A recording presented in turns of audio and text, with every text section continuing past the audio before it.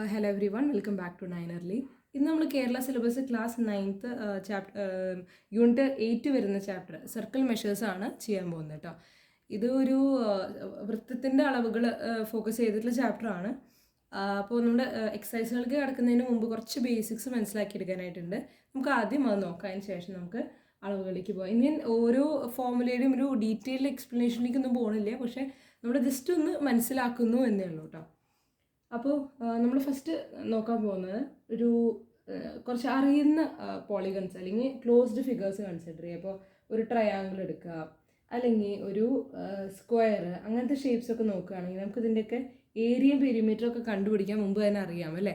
ഇപ്പോൾ ഈ ഒരു ട്രയാങ്കിൾ എടുക്കുകയാണെങ്കിൽ ഇവിടെ 10 സെൻറ്റിമീറ്റർ, ഇവിടെയും 10 സെൻറ്റിമീറ്റർ, ഇവിടെ 10 സെൻറ്റിമീറ്റർ, ഒരു ഇക്വലാറ്ററൽ ട്രയാങ്കിൾ ആണെന്ന് വിചാരിക്കുക.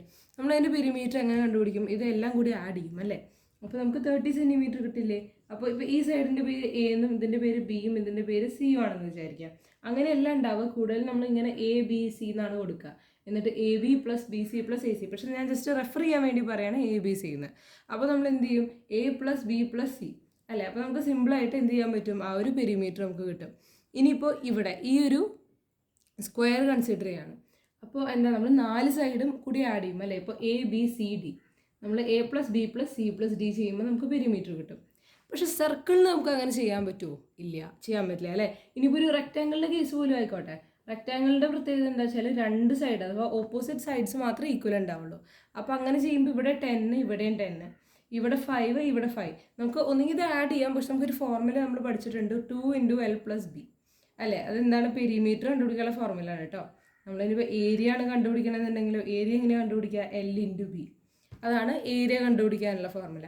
ഇപ്പോൾ നമ്മൾ ഇതിൻ്റെ ഏരിയ എങ്ങനെയാണ് കണ്ടുപിടിക്കുക? L × B. L എന്താണ് ഇവിടെ? നമുക്ക് ലെങ്ത്ത് വന്നിട്ടുള്ള ഏതാ? 10. 10 × 5 ചെയ്യാണ്, നമുക്ക് 50 കിട്ടി.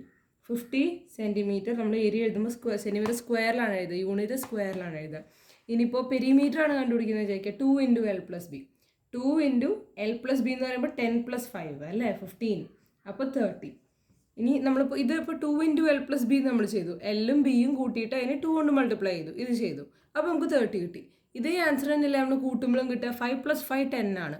10 + 10 20, 20 + 10 30. ബേസിക്കലി നമ്മൾ എല്ലാ സൈഡും ആഡ് ചെയ്യുമ്പോൾ കിട്ടുന്നതാണ് നമ്മുടെ എന്ത്, ഒരു പെരിമീറ്റർ എന്ന് പറയുന്നത്. പക്ഷെ നമുക്ക് ആ ഒരു പെരിമീറ്റർ ഈ വേറെ വേറെ സൈഡ് ആഡ് ചെയ്യുന്ന രീതിയിൽ ചെയ്തിട്ട് നമുക്കൊരു സർക്കിളിൽ അത് കണ്ടുപിടിക്കാനായിട്ട് പറ്റില്ലല്ലോ. കാരണം എന്താ? കാരണം സർക്കിൾ എന്ന് പറയുമ്പോൾ ഒരു ക്ലോസ്ഡ് ഫിഗർ ആണെങ്കിലും അതിന് അങ്ങനെ എഡ്ജസ് ആയിട്ട് ഇല്ല അല്ലെ, വേർട്ടസ് അങ്ങനെയൊന്നും ഇല്ല. അപ്പോൾ നമ്മൾക്ക് ഇതിൻ്റെ ഒരു പെരിമീറ്റർ എന്ന് പറയുന്നത്, ഈ ഒരു സർക്കിളിൻ്റെ ടോട്ടൽ ഒരു വരുന്ന ഒരു ലെങ്ത് ഉണ്ടാവുമല്ലോ. ഈ ഒരു ഇപ്പോൾ നമ്മൾ കൺസിഡർ ചെയ്യാണ്, ഈ ഒരു സർക്കിള് ഞാനൊരു നൂലെടുത്തിട്ട് ഈ സർക്കിളിൻ്റെ ഈ ഒരു ലെങ്ത് ഇങ്ങനെ അളന്നു. ഓക്കെ, എന്നിട്ട് അതുകൊണ്ട് ഞാനൊരു സ്ക്വയർ കൺസ്ട്രക്ട് ചെയ്തു. അല്ലെങ്കിൽ വേണ്ട, ഞാൻ ജസ്റ്റ് നിവർത്തി വെച്ചു, എന്നിട്ടൊരു സ്കെയിൽ കൊണ്ട് അത് മെഷർ ചെയ്തു. അപ്പോൾ അതിൻ്റെ വരുന്ന ലെങ്ത്ത്, അല്ലെങ്കിൽ ഞാനൊരു അതേ സെയിം ത്രെഡ് കൊണ്ട് തന്നെ ഞാനൊരു സ്ക്വയർ കൺസ്ട്രക്ട് ചെയ്തു എന്ന് വിചാരിക്കുക. അപ്പോൾ വരുന്ന ആ ഒരു ലെങ്ത്ത്, അതിൻ്റെ ഒരു പെരിമീറ്റർ ഉണ്ടാവുമല്ലോ. അതിനെ നമ്മൾ സർക്കിളിൽ വരുന്ന ആ ഒരു ഔട്ടർ ബൗണ്ടറിനെ നമ്മൾ പറയുന്നതാണ് സർക്കംഫറൻസ് എന്ന്. അതിൻ്റെ ഒരു ടോട്ടൽ ലെങ്ത്ത് ഉണ്ടല്ലോ. അപ്പോൾ ഞാനൊരു നൂലെടുത്തു, ഒരു 13 സെൻറ്റിമീറ്ററിൻ്റെ നൂലെടുത്തു. 13 സെൻറ്റിമീറ്ററിൻ്റെ ഒരു നൂലെടുത്തു. ഓക്കെ, എന്നിട്ട് ഞാൻ അതിനൊരു വട്ടത്തിൽ ഇങ്ങനെ വെച്ചു. അപ്പോൾ ആ ഒരു സർക്കിളിൻ്റെ പെരിമീറ്റർ എന്ന് പറയുന്നത് 13 സെൻറ്റിമീറ്റർ ആയിരിക്കില്ലേ. കാരണം ഞാൻ ഈ ഒരു നൂലുകൊണ്ടല്ലേ സർക്കിൾ ഉണ്ടാക്കിയത്. അപ്പോൾ നൂലിൻ്റെ ലെങ്ത്ത് എത്രയാണോ അത് തന്നെയല്ലേ ഇതിൻ്റെ ലെങ്ത്ത് വരിക.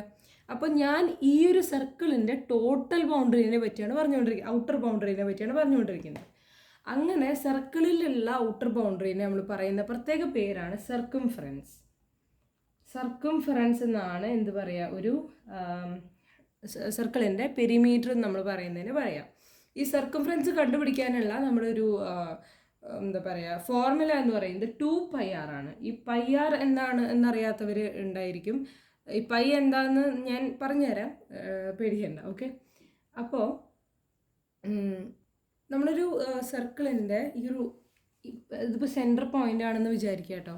ഞാൻ മെഷർ ചെയ്തിട്ടൊന്നുമില്ല. സെൻറ്റർ പോയിന്റിൽ നിന്ന് ഒരു വര ഇങ്ങോട്ട് ഇങ്ങനെ വരയ്ക്കുകയാണ്. അപ്പോൾ കിട്ടുന്ന ഈ ഒരു വര ഉണ്ടല്ലോ, ഇതിനെ നമ്മൾ റേഡിയസ് എന്നാണ് പറയുക. റേഡിയസ് എന്നാണല്ലോ പറയുക. ഇനി വേണ്ട, ഇനിയിപ്പോൾ നമ്മളിത് ഹാഫ് ലെങ്ത്തേ വന്നിട്ടുള്ളൂ. സെൻറ്റർ പോയിന്റിൽ നിന്ന് ഹാഫായിട്ടേ നമ്മൾ എടുത്തിട്ടുള്ളൂ. ഇനി നമ്മളിത് ഫുൾ ജോയിൻ ചെയ്യും. ഇവിടെ നിന്ന് ഇങ്ങോട്ട് എടുത്ത് ജോയിൻ ചെയ്യാൻ എളുപ്പത്തിന് വേണ്ടി ആ മുകളിൽ നിന്നും ചെയ്യാം. അപ്പോഴായിരിക്കും കാണുമ്പോൾ പെട്ടെന്ന് മനസ്സിലാവുക. ഇനി ആ ഫുൾ ലെങ്ത്ത് എടുത്തു എന്ന് വിചാരിക്കാം. ഫുൾ ലെങ്ത്ത് എടുക്കുകയാണെങ്കിൽ അത് ഡയാമീറ്റർ ആണ്. ഡയാമീറ്റർ, സർക്കിളിൻ്റെ ഡയാമീറ്റർ.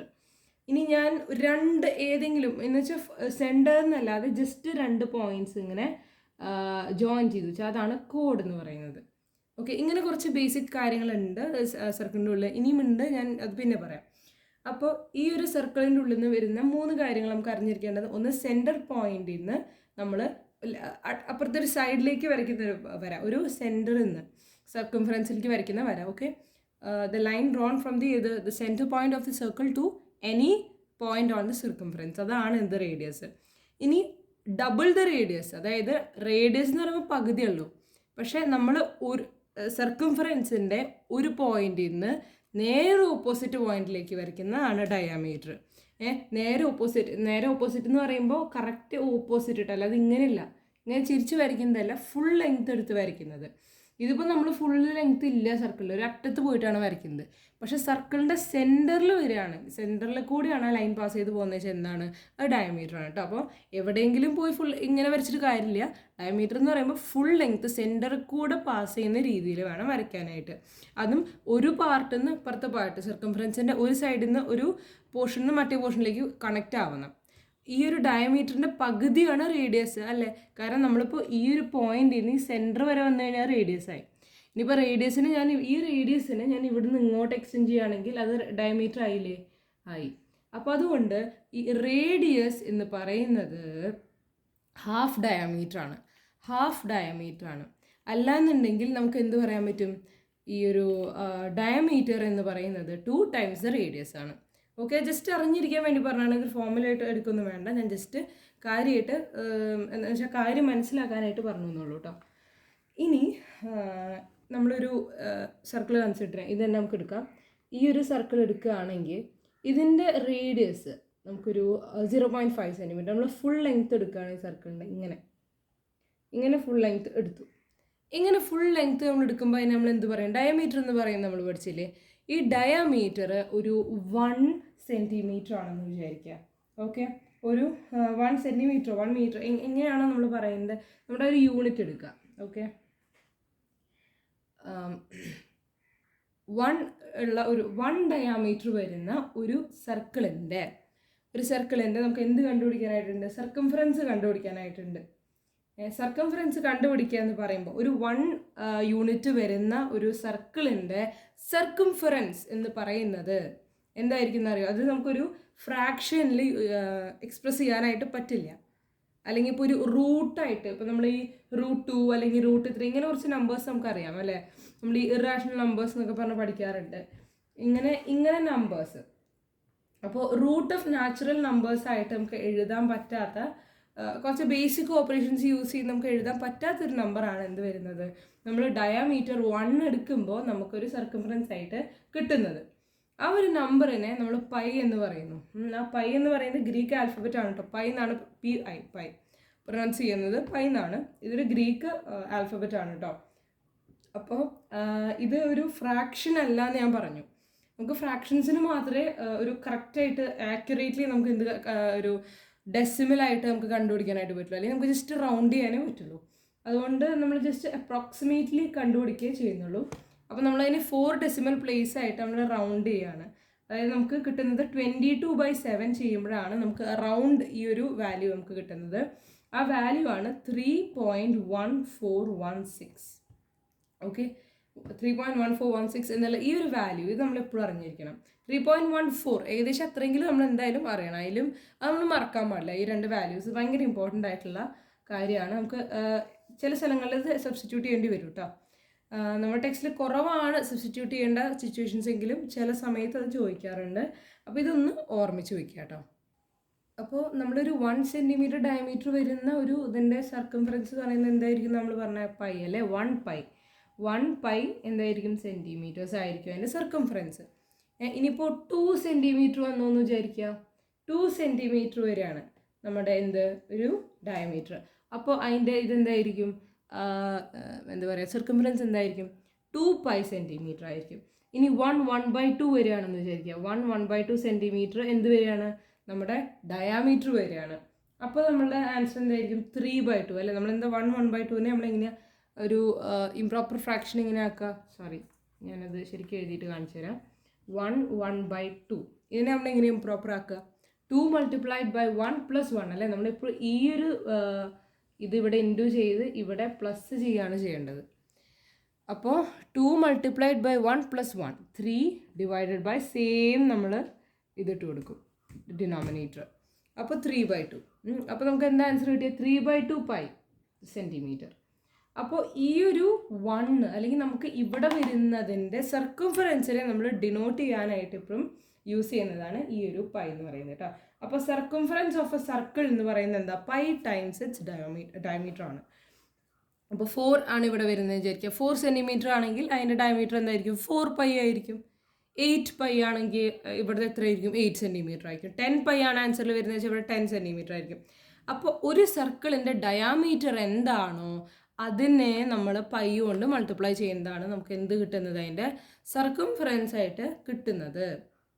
അപ്പോൾ ഡയാമീറ്റർ എന്ന് പറയുന്നത് ഇപ്പോൾ നമുക്ക് നമ്മുടെ കയ്യിൽ ഡയാമീറ്റർ ആണ് ഉള്ളത് എന്ന് വിചാരിക്കുക സർക്കിളിൻ്റെ. അപ്പോൾ നമ്മൾ അതിൻ്റെ സർക്കംഫറൻസ് എങ്ങനെ കണ്ടുപിടിക്കും? Pi D. ഇതിപ്പോൾ നമുക്ക് റേഡിയസ് കിട്ടി. ഞാൻ ആദ്യം റേഡിയസിനെ പറ്റിയാണ് പറഞ്ഞത്. ആദ്യം നമ്മൾ ഡയമീറ്ററിലേക്ക് എത്തുന്നതിന് മുമ്പാണ് ഞാൻ ഈ ഒരു ഫോർമുല പറഞ്ഞത്. ഇത് നമുക്ക് റേഡിയസ് മാത്രം കയ്യിലുള്ളപ്പോൾ ചെയ്യാനുള്ള ഫോർമുലയാണ്.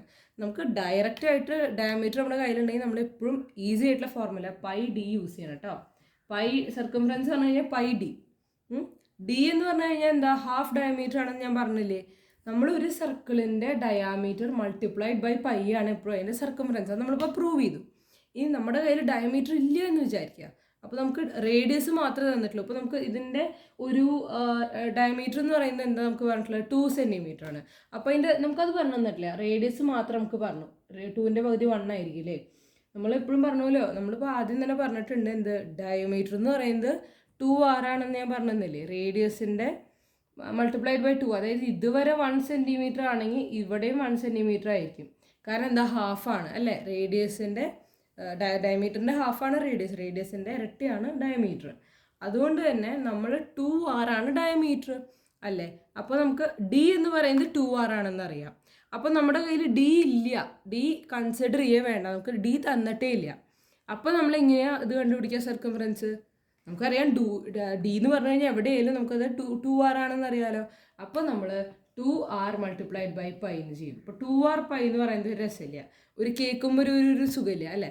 അപ്പോൾ നമ്മളതിന് 2πr എന്ന് പറയുന്നു. അത്രേ ഉള്ളൂ. കാര്യം ഇത് തന്നെയാണ്. അപ്പോൾ നമ്മൾ പൈ ഡി എന്ന് പറയുന്നത് അല്ലെങ്കിൽ 2πr എന്ന് പറയുന്നതാണ് ഒരു സർക്കിളിൻ്റെ സർക്കംഫറൻസ്. ഇവിടെ ചെയ്ത അതേ സാധനം നമ്മൾ ഈ ഡി എന്നുള്ളതിനെ നമ്മൾ 2r എന്ന് എഴുതി. അത്രേ ഉള്ളൂ. ഇവിടെ അത്ര വ്യത്യാസമുള്ളൂ. ഫോർമുല നമുക്ക് സെയിം സാധനമാണ്. നമ്മൾ ചെയ്യുമ്പോൾ കിട്ടുന്ന ആൻസർ സെയിം ആയിരിക്കും. ഓക്കെ. ഇനിയിപ്പോൾ നമ്മൾ സർക്കിളിൻ്റെ ഏരിയ കണ്ടുപിടിക്കാനാണെന്ന് വിചാരിക്കാം. സർക്കിളിൻ്റെ ഏരിയ കണ്ടുപിടിക്കാനായിട്ട് നമ്മൾ യൂസ് ചെയ്യുന്ന ഫോർമുല πr² ആണ്. πr². ഇത് ഈ പൈ എന്നുള്ളതിനെ ഇങ്ങനെ എഴുതുന്നവരുണ്ട് കേട്ടോ. 2 തരത്തിൽ അത് എഴുതുന്നവരുണ്ട്. πr² ആണ് ഒരു സർക്കിളിൻ്റെ ഏരിയ കണ്ടുപിടിക്കാനായിട്ടുള്ള ഫോർമുല. ഇപ്പോൾ നമ്മുടെ ടെക്സ്റ്റിൽ പ്രൂവ് ചെയ്യാനായിട്ട് പറഞ്ഞിട്ട്, പ്രൂവ് ചെയ്യാനല്ല, നമുക്കൊരു സെൻറ്റൻസ് കൊടുത്തിട്ടുണ്ട്. The area of a circle is half the product of its circumference and radius എന്ന്. ഇത് നമുക്ക് മനസ്സിലാക്കാൻ ഇത് ഇത്തിരി ഇമ്പോർട്ടൻ്റ് ആണ്. അതുപോലെ ഇതായാലും the area of a circle is pi times the square of the radius. ഇങ്ങനെ യെല്ലോ ബോക്സസിൽ കൊടുക്കുന്ന കാര്യങ്ങളൊന്ന് വായിച്ച് മനസ്സിലാക്കണേ. ഇപ്പോൾ പേജ് 160 വരുന്ന ഈ ഒരു കാര്യം എന്തുകൊണ്ടാണ് അങ്ങനെ പ്രൂവ് ചെയ്യാനായിട്ട് ചോദിക്കാറില്ല, പക്ഷെ എന്നാലും ചോദിക്കാൻ ചാൻസ് ഉണ്ട്. അത് കാര്യം മനസ്സിലാക്കിയിരിക്കേണ്ടതാണ്. അപ്പോൾ നമ്മൾ പറയുന്നത് എന്താ വെച്ചാൽ ഇതിൽ പറയുന്നത് the area of a circle, ഒരു സർക്കിളിൻ്റെ ഏരിയ എന്ന് പറയുന്നത് is half the product of its circumference and radius. ഒരു സർക്കിളിൻ്റെ ഏരിയ എന്ന് പറയുന്നത് അതിൻ്റെ സർക്കംഫറൻസിൻ്റെയും റേഡിയസിൻ്റെയും പ്രോഡക്റ്റിൻ്റെ പകുതിയായിരിക്കും. അതായത് ഈ ഒരു സർക്കിൾ ഇപ്പോൾ ഞാൻ വരച്ചു, ഈ ഒരു സർക്കിൾ ഞാൻ വരച്ചു. ഈ സർക്കിളിൻ്റെ ഇങ്ങനെ നമ്മൾ സർക്കംഫറൻസ് കണ്ടുപിടിക്കുക 2πr അല്ലേ? 2πr. ഇനി നമ്മളതിൻ്റെ റേഡിയസ് എന്ന് പറഞ്ഞാൽ എന്താ? 6 ആണ് അല്ലേ? അപ്പോൾ ഇത് രണ്ടും ഈ 2πrനെ നമ്മൾ 6 കൊണ്ട് മൾട്ടിപ്ലൈ ചെയ്തു. എന്നിട്ട് അതിനെ ഡിവൈഡ് ചെയ്തു 2 കൊണ്ട്. കാരണം പകുതി എന്നാണ് പറഞ്ഞിട്ടുള്ളത്. പകുതി എന്ന് പറയുമ്പോൾ എന്താ? എപ്പോഴും 2 ആയിരിക്കും വരിക അല്ലേ? അപ്പോൾ ഡിവൈഡഡ് ബൈ 2 ആണ് പകുതി. എന്നിട്ട് അപ്പോൾ നമുക്ക് ഈ 2 2 കട്ട് ചെയ്യാനായിട്ട് പറ്റും. നമ്മൾ ഈ ബ്രാക്കറ്റ് തുറക്കണം കേട്ടോ. ബ്രാക്കറ്റ് കളയാണ് നല്ലത് കുറച്ചുകൂടി. അപ്പോൾ അങ്ങനെ വരുമ്പോൾ നമുക്ക് എന്ത് കിട്ടും? πr × r. അപ്പോൾ നമ്മൾ പഠിച്ചിട്ടുണ്ട് a × a എന്ന് പറഞ്ഞാൽ എന്താ? a² ആണ്. അല്ലാന്നുണ്ടെങ്കിൽ x × x എന്ന് പറയുകയാണെങ്കിൽ എന്താ? x² ആണ്. അപ്പോൾ ഇവിടെ pi okay as it is, പിന്നെ ആർ ഇൻറ്റു ആർ എന്ന് പറഞ്ഞാൽ എന്താ ആർ സ്ക്വയർ ആണ്. അപ്പോൾ പൈ ആർ സ്ക്വയർ വരും. അതാണ് ഇവിടെ എഴുതിയിട്ടുള്ളത്. 1/2 into 2πr into r equal to എന്താ, ഈ 2 ക്യാൻസൽ ആവും. അതിൽ ചെയ്തിട്ടില്ല, പക്ഷെ അത് ക്യാൻസൽ ആവും. അപ്പോൾ നമുക്ക് ബാക്കി വരുന്ന പൈ ആർ സ്ക്വയർ ആയിരിക്കും. അങ്ങനെയാണ് നമ്മളതിൻ്റെ ഏരിയ കണ്ടുപിടിക്കുന്നത്. ഞാൻ ഡീറ്റെയിൽഡ് ആയിട്ട് ഇത് ഇങ്ങനെയാണ് വരുന്നത് എന്നുള്ളത് ഇപ്പോൾ എക്സ്പ്ലെയിൻ ചെയ്യുന്നില്ല, കാരണം നമുക്ക് ഇനിയും കുറച്ച് ക്വസ്റ്റ്യൻസ് ചെയ്യാനായിട്ടുണ്ട്. അപ്പോൾ നമുക്ക് ഫസ്റ്റ് എക്സസൈസ് ആയിട്ട് അടുത്ത വീഡിയോയിൽ കാണാം.